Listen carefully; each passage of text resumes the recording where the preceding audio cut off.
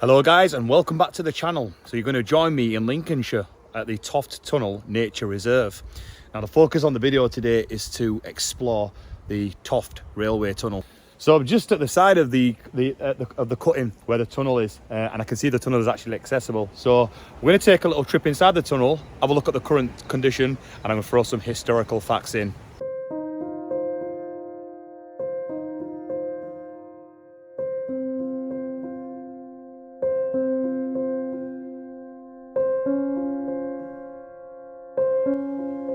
Toft Tunnel, also known as Bourne Tunnel, located between the two villages at a length of 330 yards.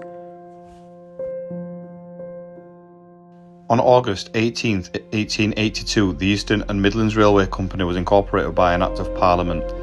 It brought together a number of lines that were mostly single track, with the aim of establishing a connection between the industrial Midlands and the East Coast ports, primarily for freight traffic.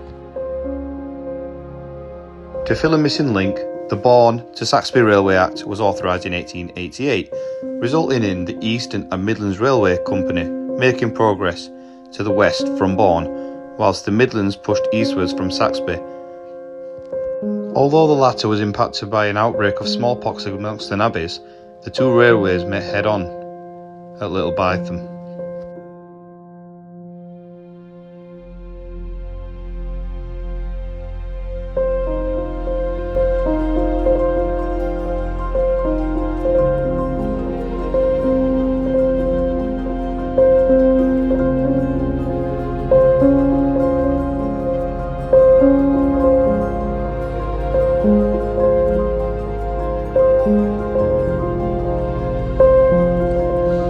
So I'm in the approach cutting leading up towards the Toft Tunnel. Now, the name of the tunnel was also Bourne Tunnel, so you can call it either or.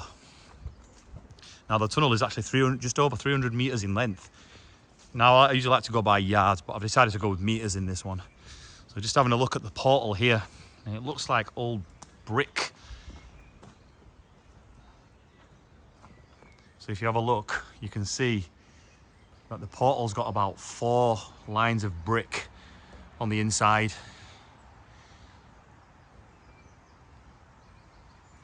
Now you can see the tunnel is open, so I'm going to access it. I'm going to see what the condition is inside of this short tunnel.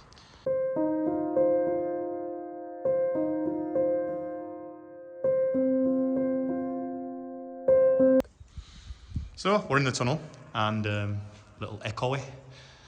Condition inside seems okay so far. See, there's a lot of graffiti on the walls, and all this green overgrowth of like weeds that's growing. Seems to be all ballast on the floor. And you can actually see the other portal. I'm just looking, we've got a refuge here. Lots of graffiti, so you can just see the brick.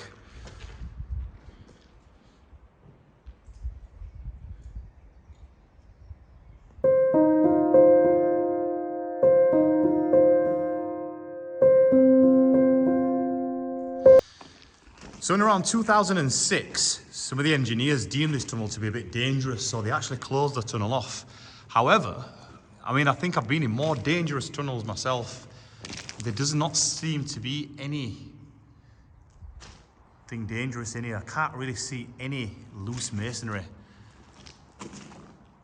Now, I'm only saying that from what I've seen so far, but we'll have a look as we head further down the tunnel. Got another recess hole here.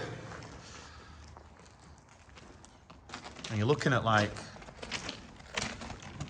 red brick, blue brick. There seems to be a mix. So as we head away from the portal, which I believe is the western portal, I think, it starts to get a little darker in the tunnel. Got another refuge here. And you have to be very careful with your footing in here because the ballast kind of builds up. Now the tunnel was actually built for 2 tracks. And apparently on the opening day of the tunnel, which I think was in June 1893, there was about 30 trains that passed through this tunnel. It opened to goods. The first train actually set off through this tunnel about 7 AM. So I just thought I'd throw that in. Now, just as we walk along the tunnel, we've noticed these wooden like posts that are, there's quite a few of them. And I'm wondering what these are for. I'm not exactly sure.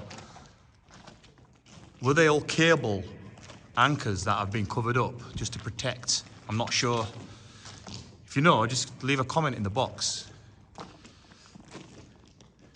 See, you can see the tunnel's not relatively long. It's not a really long one.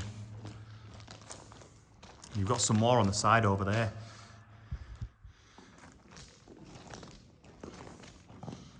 And it's pretty dry throughout. There's no shafts. But to me, I don't think it's in that bad a condition. I don't think it's dangerous. I've been in worse.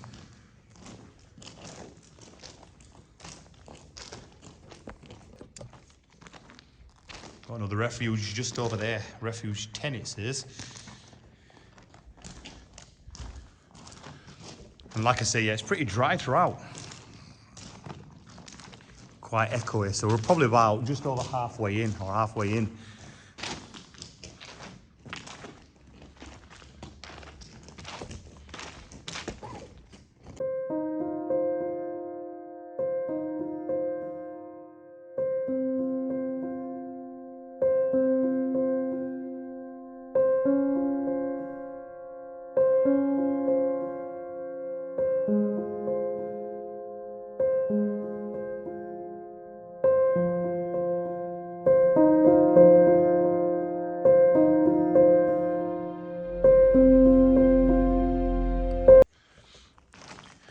Now, as we're heading closer to the other portal, there seems to be no signs of like relics, any leftover relics, so anything that may have been left behind when the line closed potentially been removed. And it's always nice to find railway relics that are left, like, you know, pieces of old sleepers or track, or even just like cable anchors or stuff like that. But the tunnel does seem to be in pretty much the same condition the whole way through, and again, I've not seen any loose masonry whatsoever, not yet anyway.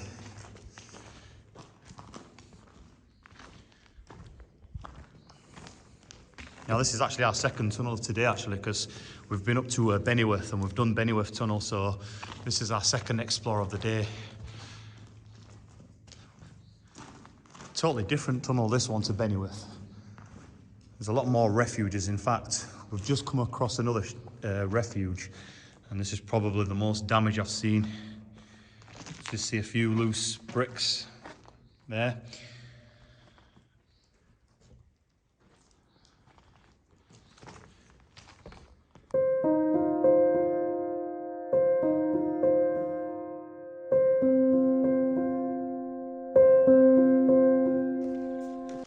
You can just see here, that's a little bit overgrown. And just all the growth, the old weed growth.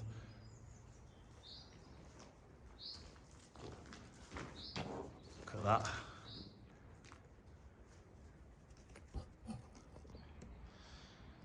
So we've reached the other end of the tunnel, and to be honest, the portals are exactly the same.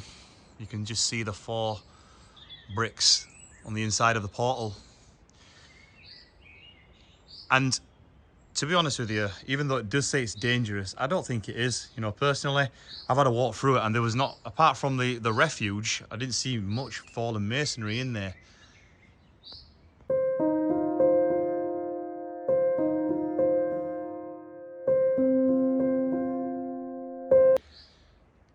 So looking back that way, you've got part of, I think, the nature reserve. It looks like it's walkable, but we're not going to head up that way today.